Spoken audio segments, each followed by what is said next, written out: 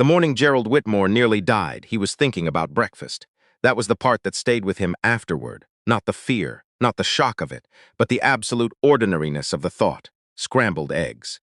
Maybe a side of back bacon from the place on King Street that his wife had been telling him to cut back on for 11 years.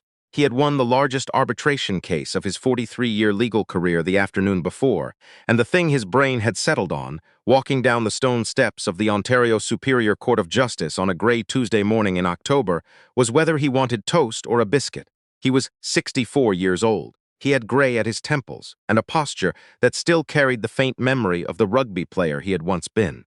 His coat was charcoal wool, his briefcase worn at the corners, in the way that expensive things get worn when someone has actually used them. He walked like a man who had spent decades knowing exactly where he was going. He had no idea. The Blacktown car was parked in the second row of the courthouse lot, the one reserved for senior counsel. Martin, his driver of 9 years, was already standing at the rear door, holding it open with the patient, unhurried manner he had for everything. Gerald was halfway across the lot, car keys in his coat pocket, out of pure habit, even though he hadn't driven himself to court in years when he heard the voice. It was small. It came from somewhere low, somewhere behind the concrete pillar near the end of the second row, and it said very clearly, "Sir, don't get in that car." Gerald stopped. He turned, and what he saw was a girl. She was maybe 7 years old, possibly 8, small for her age, with 2 braids coming loose on one side, and a winter jacket that was a size too large, the kind passed down rather than bought. She was standing very still, the way children stand when they are trying to appear braver than they feel, and she was looking directly at him. "Excuse me?" Gerald said. "Don't get in that car," she said again. "There's something wrong under it." Martin had straightened up from the door. A court security officer near the building entrance had noticed the exchange and was already moving toward them, hand resting on his radio. Gerald looked at the girl. He had spent 4 decades reading people in courtrooms. Witnesses, opposing counsel, clients who were lying, clients who were telling the truth and knew no one would believe them. He had learned, the hard way and the slow way, that the truth had a particular quality to it. It did not perform. It did not reach for your attention. It simply stood there, waiting. This child was not performing. "What's your name?" he asked. "Lily," she said. "Lily." He crouched down slightly, not all the way his knees, but enough to bring himself closer to her level. "What did you see?" she told him. She had been waiting for her grandmother, she said. Her grandmother cleaned offices in the building across the street, and sometimes Lily waited in the parking lot when school let out early, because it was closer than going home. She had been sitting on the curb behind the pillar, eating a granola bar, when a man came and crouched down beside the car with the silver maple leaf sticker on the back window. She pointed at Martin's car. Gerald followed her finger and saw the sticker, a small one, barely visible, that his granddaughter had pressed onto the bumper 2 summers ago during a family trip to Algonquin Park. The man, Lily said, had a red and black jacket, the kind with the logo on the left shoulder. She thought it was a wolf or maybe a bear. He was carrying a gray bag, the soft kind, like the ones for gym clothes. He was under the car for 4 minutes. She knew because she had been counting. She did that sometimes when she was bored, counted things. He came out without the bag. Then he walked to the far exit and left. Gerald was very still. "You counted," he said. "I count lots of things," she said, without apology or explanation, the way children say true things about themselves. The security officer had reached them. "Mr. Whitmore, is everything all right?" "Call the police," Gerald said, standing back up. "And nobody touches that vehicle." He said it in the voice he used when he was absolutely certain. Everyone who worked in that building knew that voice. The officer had his radio out before Gerald finished the sentence. They cleared the parking lot. Gerald stood with Lily near the building entrance, while 2 officers approached his car with the careful, deliberate movement of people who understood what careful and deliberate meant in this context. Martin stood beside Gerald and said nothing. He was the kind of man who understood that some moments did not need commentary. Constable Andrea Farah arrived 6 minutes later. She was brisk and professional, and she crouched down to Lily's height without hesitating, without the condescension that adults often couldn't keep out of their voices when they spoke to children. She asked Lily to tell her again. Everything, from the beginning. Lily did. "The logo," Constable Ferreira said. "You said it was on the left shoulder. Which is his left or your left when you were looking at him?" Lily thought about this seriously, the way she thought about everything. "His left," she said. "Because I was facing him and it was on my right side. So it was his left." Constable Ferreira wrote something in her notebook. She did not look up when she asked the next question. "What color were his shoes?" "Brown." "Not dark brown, like a lighter brown. And one of the laces was different." It was white on one shoe, and the other one was more yellow-white. Constable Ferreira looked up then. She looked at Gerald and then back at Lily, and she said, "Okay, sweetheart. You did exactly the right thing." The device was found 12 minutes later. It had been placed under the chassis near the rear axle. The bomb disposal unit was called. The lot stayed closed for 3 hours. Gerald sat inside the courthouse lobby on a bench that was harder than it looked, which seemed appropriate, and he thought about breakfast. And then he thought about the case he had just won. And then he thought about a man in a red and black jacket with a soft gray bag. And then he stopped thinking about all of that and thought only about the girl sitting beside him who was eating a second granola bar. Her grandmother had brought her a snack bag when she arrived, white-faced and trembling, from the building across the street, and who was looking out the glass doors at the parking lot with the focused, interested expression of someone watching. Something genuinely worth watching. "You counted 4 minutes," Gerald said. "I was at 217 seconds when he stood up," she said. "I rounded up." Gerald looked at her for a long moment. "Lily," he said, "how old are you?" 7 3/4, she said. "Almost 8, and you knew," he said, not quite a question, that what he did wasn't normal. She considered this. "He was nervous," she said. "People aren't usually nervous when they're fixing a car. And he didn't have any tools, just the bag." She paused, and he looked around before he went under. "Twice. People who are doing regular things don't look around like that." Gerald did not say anything for a moment. Outside, the bomb disposal unit was loading equipment back into their vehicle. "No," he said finally. "They don't." Her grandmother's name was Mei Ling Chen. She was 61 years old, and she had come to Canada from Fujian province 22 years ago, and she had worked cleaning offices for most of those 22 years. She sat beside Lily in the lobby with one arm around her granddaughter and the other hand pressed flat against her sternum, the way people hold themselves together when they have just been frightened out of their composure and have not quite found it again. Gerald sat across from them. He had been told he could leave. His associate was coming to collect him. A different car, a different route. There were calls to make. His wife, his partners, the insurance company, his assistant who would have already heard from Martin and would be reorganizing his afternoon with the calm efficiency she applied to every disruption. There were things that needed to be done, and Gerald Whitmore had spent 64 years being the kind of man who did the things that needed to be done. He did not move. "Mrs. Chen," he said, "does Lily's school know she comes here to wait?" Mai Ling's English was careful and accented. She understood more than she let on. "I finish at 4, she said. "She comes at 3:15, is only 45 minutes. 43, Lily said. Mei Ling's mouth curved just slightly. 43, she said. Gerald nodded slowly. He looked at his hands. The knuckles thickened from years of cold-weather golf he'd given up 5 years ago. He had a granddaughter. She was 11, now, growing fast, already embarrassed by him in that specific way.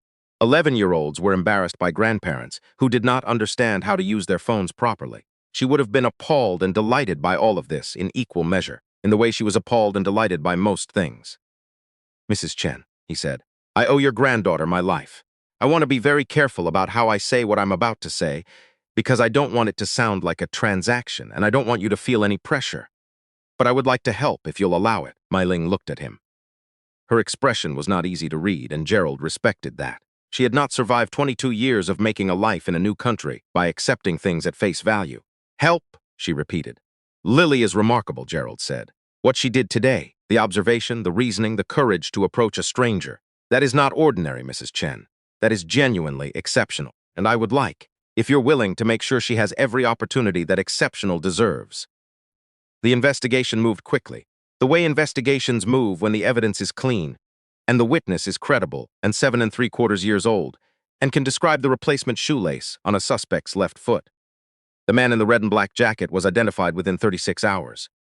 His name was Robert Hallett. He was 43 years old, a licensed mechanic from Mississauga, and he had been hired through an intermediary, hired to do a job, paid half up front, instructed to ask no questions and leave no trace.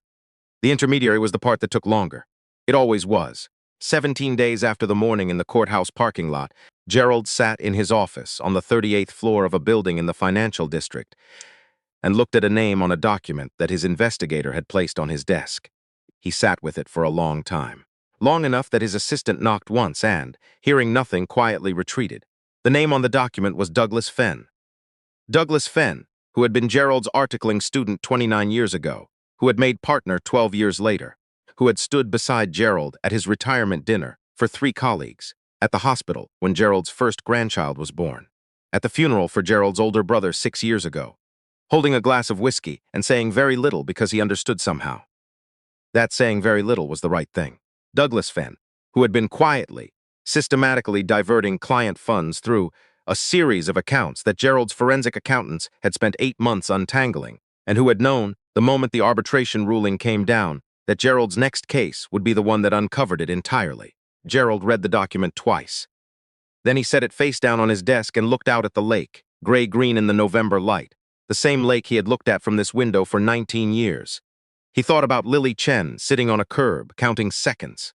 He thought about how you could know someone for 3 decades and still not know the particular thing about them that mattered most. He thought about the shoelace, one white, one yellow-white, on a man crouched under a car on a Tuesday morning, and a 7-year-old who noticed because she noticed everything, who had no reason to approach a stranger in a charcoal wool coat except that it was the right thing to do. He picked up the phone. The call he made was not to his partners. It was not to Douglas.